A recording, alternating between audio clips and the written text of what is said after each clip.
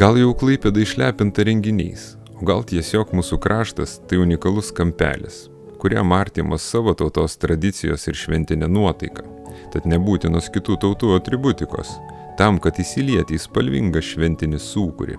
Tiesiog apie vakar praėjusios premjeros, tai yra festivalio Italų dienos Klaipėdoje atidarymo renginį, jau girdėjome dviprasmiškų nuomonių.